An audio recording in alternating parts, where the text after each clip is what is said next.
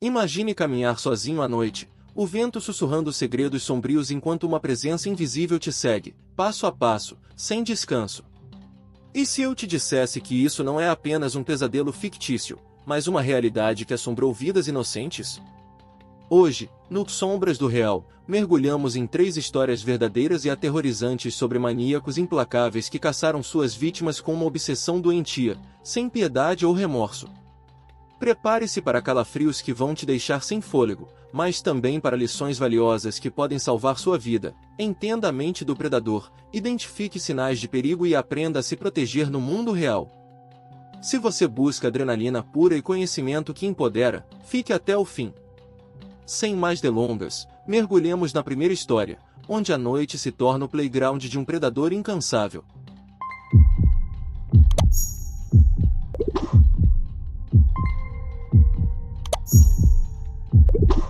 Nos anos 1980, a cidade de Los Angeles, conhecida por seu glamour hollywoodiano e noites vibrantes, foi transformada em um labirinto de terror por um homem que se autodenominava Night Stalker, o caçador noturno. Richard Ramirez, nascido em 1960 no Texas, cresceu em um ambiente tóxico, marcado por abusos familiares e influências perturbadoras. Seu pai, um veterano de guerra com acessos de raiva violenta, e um primo que exibia fotos macabras de vítimas no Vietnã moldaram uma mente já propensa ao caos. Aos 13 anos, Ramirez testemunhou seu primo assassinar a esposa a tiros, um evento que, em vez de horrorizá-lo, pareceu fasciná-lo, plantando as sementes de uma obsessão por violência e controle. Ramirez migrou para a Califórnia ainda jovem, vivendo uma vida marginal nas ruas de São Francisco e Los Angeles, sustentado por furtos e drogas. Ele se envolveu com o satanismo, tatuando pentagramas em seu corpo e jurando lealdade ao diabo, o que mais tarde se tornaria uma assinatura em suas cenas de crime. Mas o que o tornava verdadeiramente implacável era sua imprevisibilidade. Ele não seguia padrões claros de vítimas. Idosos, jovens, homens, mulheres, ninguém estava a salvo. Sua caçada começou em junho de 1984, quando invadiu a casa de Jenny Winkle, uma idosa de 79 anos em Glassell Park.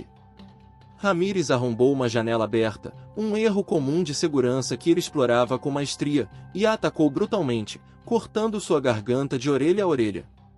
O sangue salpicado nas paredes e o pentagrama desenhado com batom no espelho anunciavam o início de uma onda de terror.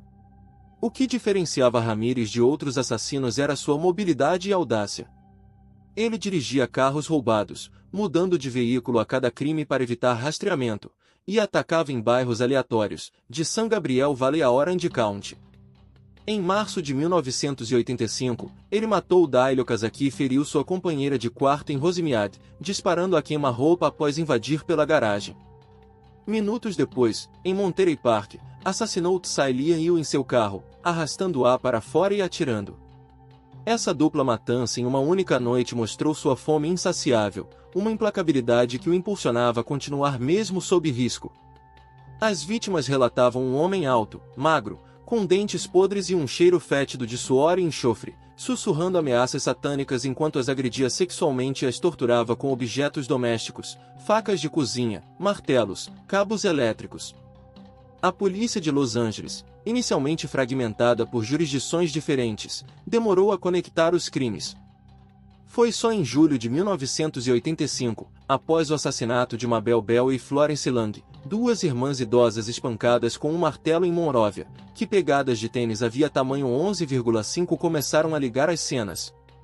Ramirez deixou impressões digitais, marcas de dentes em vítimas e até balas calibre .22, mas sua astúcia o mantinha um passo à frente. Ele zombava das autoridades, deixando mensagens como Hail Satã rabiscadas em sangue. Uma sobrevivente, Inês Erickson, descreveu-o vividamente após um ataque em agosto. Ele a estuprou e a espancou, mas ela fingiu inconsciência para sobreviver, memorizando sua aparência, olhos negros penetrantes, cabelo desgrenhado e um sotaque hispânico leve. O pico do terror veio em agosto de 1985, com ataques em série. Em Mission Viejo, ele invadiu a casa de William Sakina Carnes, atirando no marido e agredindo a esposa, forçando-a a jurar lealdade ao diabo. Mas um erro crucial, ele deixou cair uma luva com impressões digitais que, combinadas com uma descrição de um adolescente que viu um carro suspeito, levou à identificação. O carro roubado foi encontrado, e dentro dele, um cartão de dentista revelou o nome de Ramírez. Em 29 de agosto, sua foto foi divulgada em todos os jornais e TVs, rotulando-o como Night Stalker. A caçada implacável agora se voltava contra ele.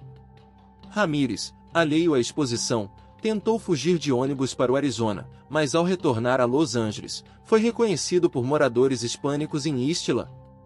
Uma multidão o perseguiu pelas ruas, espancando-o até a polícia intervir. Preso, ele sorria para as câmeras, exibindo o pentagrama na palma da mão durante o julgamento. O processo, iniciado em 1989, revelou horrores: 13 assassinatos confirmados, 5 tentativas, 11 estupros e 14 roubos. Testemunhas reviveram o trauma, e peritos forenses ligaram evidências irrefutáveis. Ramírez, representado por advogados que alegavam insanidade devido a abusos na infância e epilepsia, manteve uma atitude desafiadora, atraindo até fãs groupies que o visitavam na prisão. Condenado à morte em novembro de 1989, ele passou 23 anos no corredor da morte em San Quentin, morrendo de linfoma em 2013 aos 53 anos, sem nunca mostrar remorso. Seu legado? Um lembrete sombrio de que o mal pode invadir o santuário do lar.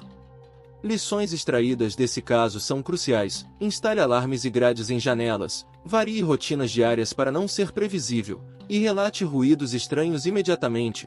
Muitos crimes poderiam ter sido evitados com vigilância básica. Ramírez explorava negligências comuns, como portas destrancadas ou janelas abertas em noites quentes de verão. Benefício para você: ao conhecer esses padrões, você transforma a vulnerabilidade em força, tornando sua casa uma fortaleza contra predadores noturnos. Mas e se o maníaco não precisasse invadir? E se ele usasse charme e engano para atrair vítimas diretamente para sua armadilha? Essa transição nos leva à próxima história, onde a aparência amigável esconde um assassino ainda mais implacável, capaz de manipular corações antes de destruí-los.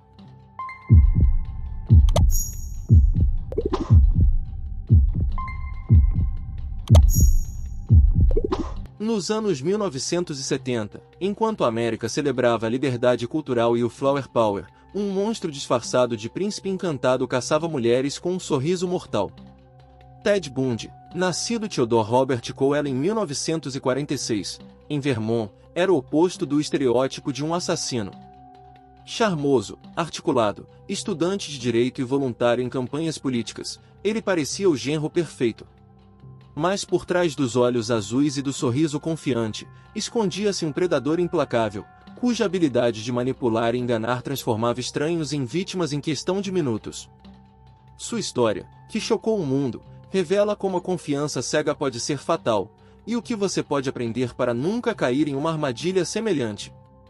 Bundy cresceu em uma família disfuncional, com rumores de que seu avô, que o criou, era seu verdadeiro pai, um segredo que alimentou sua raiva interna. Na adolescência, ele já exibia comportamentos voyeurísticos, espiando mulheres pelas janelas, e uma obsessão por pornografia violenta que moldaria suas fantasias doentias. Sua fachada de homem carismático, no entanto, era impecável. Ele usava essa máscara para ganhar a confiança de suas vítimas, frequentemente fingindo ser um estranho inofensivo precisando de ajuda. Em 1974, no estado de Washington, ele começou sua onda de assassinatos, escolhendo alvos vulneráveis, jovens universitárias, muitas vezes em camp como a Universidade de Washington, onde sua aparência de estudante se misturava perfeitamente. Seu método era calculado e cruel. Bundy abordava mulheres em locais públicos, bibliotecas, shoppings, praias, fingindo estar machucado. Ele usava uma tipóia no braço ou muletas, pedindo ajuda para carregar livros ou abrir o porta-malas de seu Volkswagen Beetle bege. Uma vez que a vítima se aproximava, ele as golpeava com um pé de cabra escondido, levando-as para locais isolados onde as agredia sexualmente e assassinava. Em janeiro de 1974, ele atacou Johnny Lenz, uma estudante de 18 anos, que sobreviveu milagrosamente após ser encontrada em coma em seu quarto.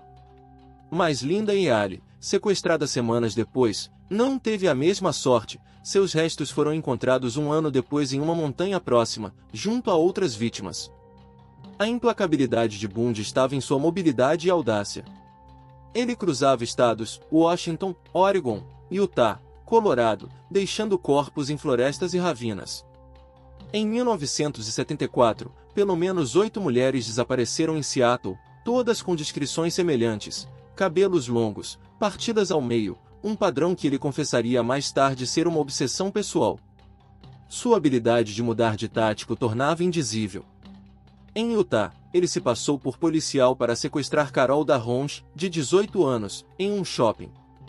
Ela escapou por pouco, lutando contra algemas e conseguindo abrir a porta do carro em movimento. Sua descrição, homem charmoso, cabelo ondulado, olhos penetrantes, foi o primeiro grande avanço para a polícia, mas Bundy já havia fugido para Colorado. Em 1975, enquanto esquiadores aproveitavam as montanhas de Aspen, Bundy caçava em áreas próximas, matando pelo menos 5 mulheres, incluindo Karen Campbell, decapitada e descartada na neve. Sua arrogância crescia, ele guardava pertences das vítimas, como bijuterias, como troféus, e revisitava corpos para rituais necrofílicos, um detalhe macabro revelado em suas confissões posteriores. Preso em Utah por uma infração de trânsito, ele foi ligado a evidências forenses, cabelos de vítimas encontrados em seu carro, e condenado por sequestro em 1976. Mas Bundy era tão implacável na fuga quanto no crime, ele escapou da prisão 2 vezes. A primeira, pulando de uma janela de tribunal durante uma audiência, a segunda, em dezembro de 1977, rastejando por um duto de ventilação em uma cela no Colorado. Sua fuga final o levou à Flórida, onde sua fúria atingiu o auge.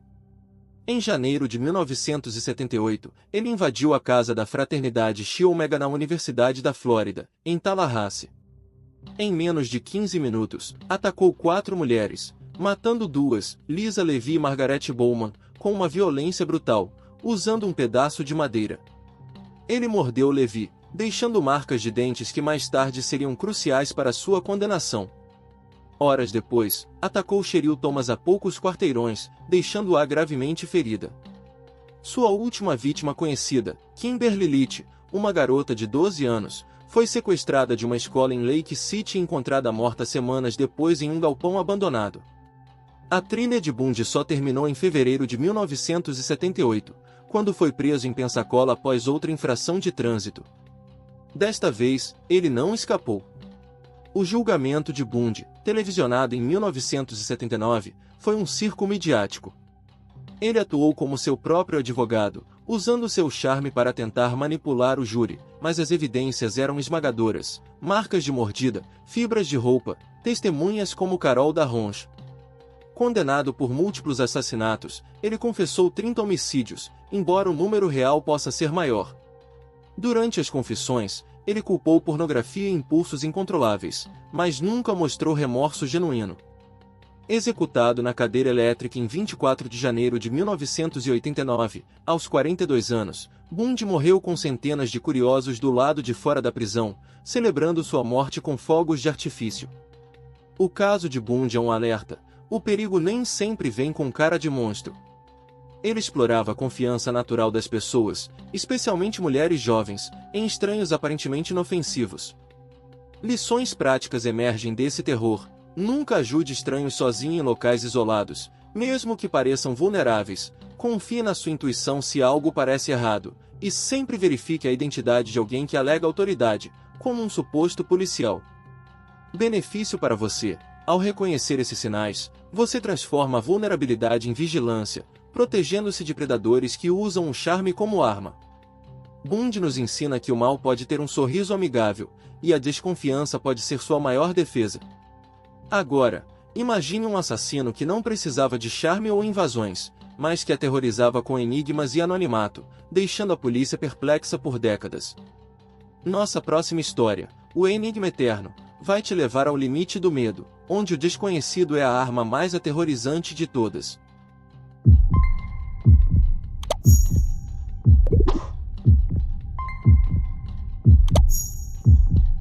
Na virada dos anos 1960 para 1970, a Baía de São Francisco, famosa por sua efervescência cultural e movimentos de contracultura, foi envolta em uma sombra de medo que persiste até hoje.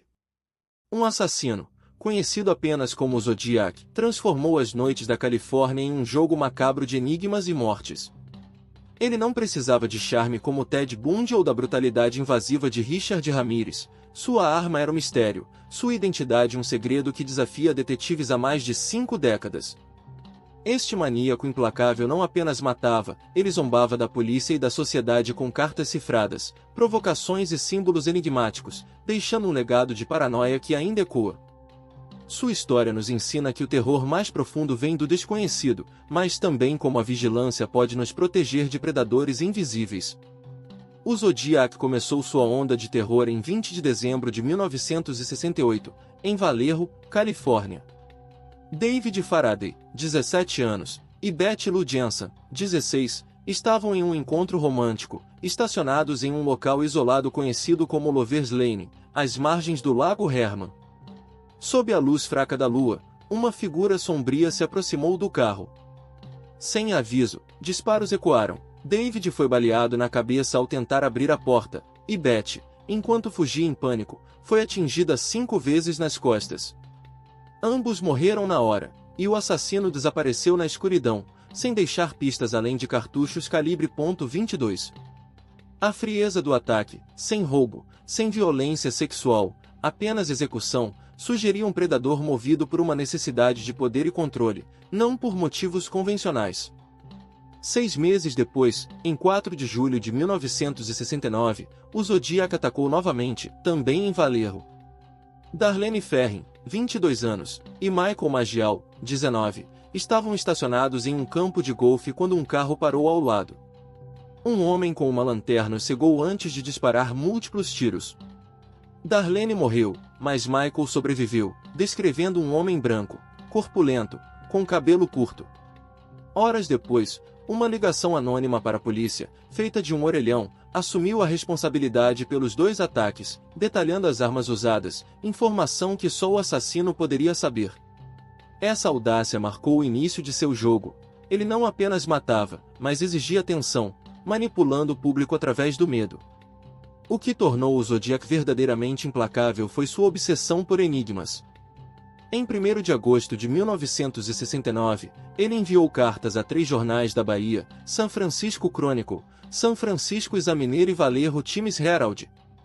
Cada uma continha um terço de um criptograma com 408 caracteres, prometendo revelar sua identidade se decifrado. Junto, ele descrevia os assassinatos com detalhes mórbidos, incluindo a posição dos corpos, e assinava com um símbolo de mira telescópica, um círculo com uma cruz. Um casal de professores, Donald e Betty Harden, decifrou o código em dias, revelando uma mensagem perturbadora: "Eu mato por prazer. Não revelarei minha identidade. Vocês são meus escravos." A promessa de sua identidade era uma mentira, um jogo psicológico para manter as autoridades reféns de sua mente doentia. Em 27 de setembro de 1969, o Zodiac atacou novamente, às margens do Lago Berryessa. Brian Artel e Cecelia Shepard, estudantes de 20 anos, faziam um piquenique quando um homem com capuz preto, marcado com o símbolo da mira, se aproximou. Vestido como um carrasco, com um óculos sobre o capuz e uma pistola na mão, ele os amarrou com cordas e os esfaqueou repetidamente. Cecelia morreu, mas Brian sobreviveu, relatando a voz calma e metódica do assassino, que disse estar fugindo de um roubo. Antes de partir, o Zodiac escreveu na porta do carro de Brian, com caneta, as datas de seus ataques anteriores e a frase "by knife", com faca, assinando com seu símbolo. Essa teatralidade, o figurino, a escrita, reforçava sua necessidade de controle e notoriedade. O caso escalou em 11 de outubro de 1969, quando o Zodiac matou Paul Stine, um taxista de 29 anos, em São Francisco. Ele atirou na nuca de Stine e levou sua carteira e um pedaço de sua camisa ensanguentada, que enviou ao Chronicle como prova. Testemunhas adolescentes viram o crime de uma janela e descreveram o suspeito, levando a um esboço famoso: homem branco, 30 a 40 anos, cabelo curto, óculos. A polícia quase o capturou naquela noite, mas ele escapou por minutos, confundido com um pedestre qualquer. Entre 1969 e 1974, o Zodiac enviou mais de 20 cartas, algumas com novos códigos indecifrados até hoje, como o 340 Cifer. Ele reivindicou 37 assassinatos, embora apenas 5 sejam confirmados, com 2 sobreviventes.